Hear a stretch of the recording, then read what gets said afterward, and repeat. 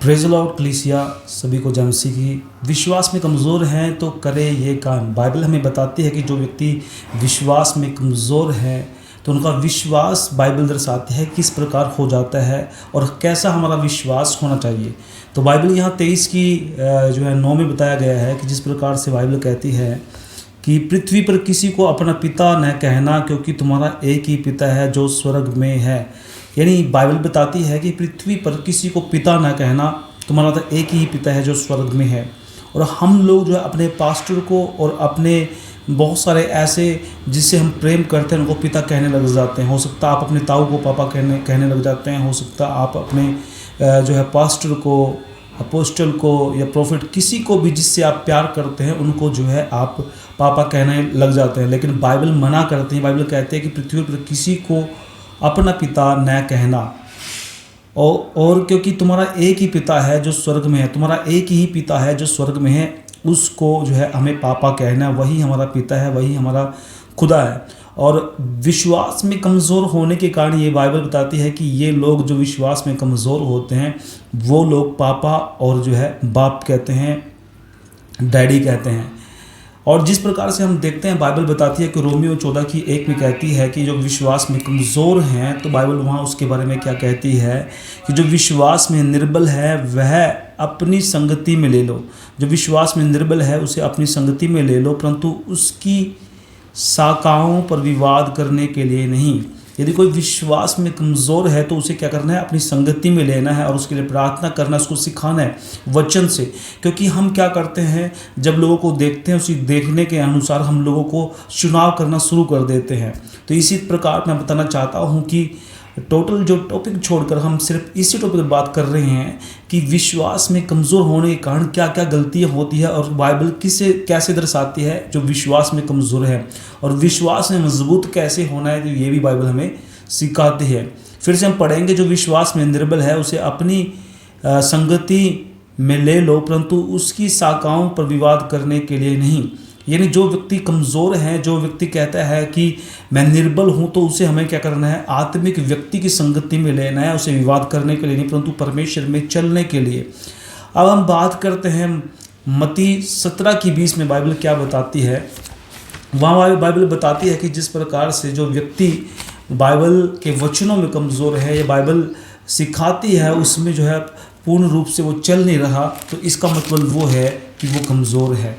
और बाइबल हमें बार बार चिताती है कि किस प्रकार हमें जो है विश्वास में मजबूत होना है और कैसे विश्वास में मजबूत होकर जो है हमें परमेश्वर में बढ़ना है। तो इसी प्रकार बाइबल कहती है कि मत्ती 17:20 हमें यहाँ सिखाता है कि मैं पढ़कर बताता हूँ आप लोगों को। यहाँ कहता है कि 17:20 में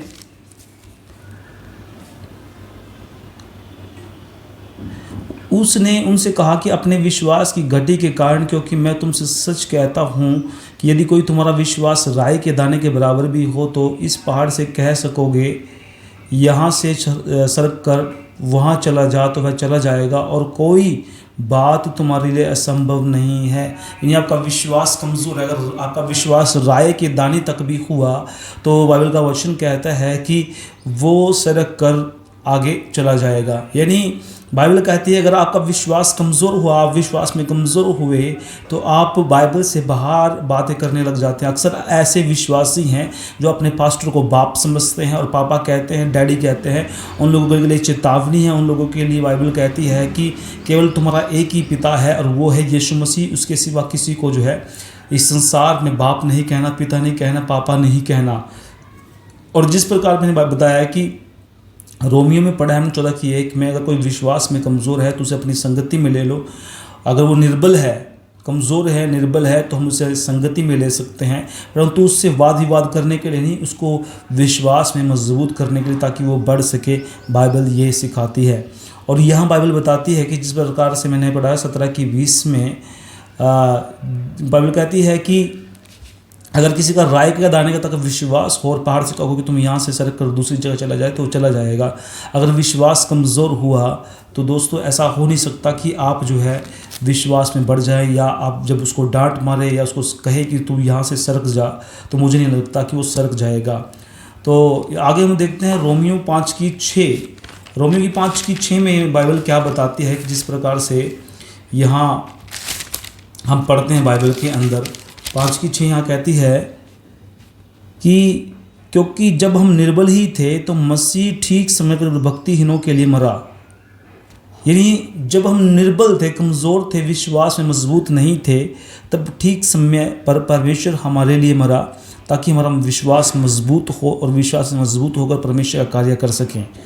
तो अक्सर जो हम आज कर रहे हैं, संदेह कर रहे हैं या किसी को गलत निर्णय ले रहे हैं, और पिछली कुछ वीडियो में आपने देखा होगा कि हमने बहुत सारी वीडियो पाई हैं, किसी के खिलाफ वीडियो पाई, बहुत सारे वीडियो पा करके जो है बहुत सारी बातें, वाद विवाद भी हुआ, बहुत सारी बातें जो है हमारे साथ भी हुई। लेकिन बताना चाहता हूं कि कुछ लोग जो हमारी वीडियो देख रहे हैं वो विश्वास में कमज़ोर हैं, और विश्वास में कमज़ोर होने के कारण जो है हम गलत मंद कमेंट कर देते हैं। तो इसी प्रकार विश्वास में बढ़ने के लिए हमें करना क्या होगा, बाइबल पढ़ना पड़ेगा। और बार बार कोई पापा कह रहा है, कोई कुछ कह रहा है।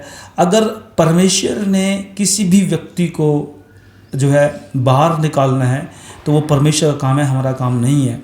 आप कितना भी जोर लगा ले, कितना भी जो है आप पैसा दे दे, जब तक परमेश्वर न चाहे कुछ भी नहीं हो सकता।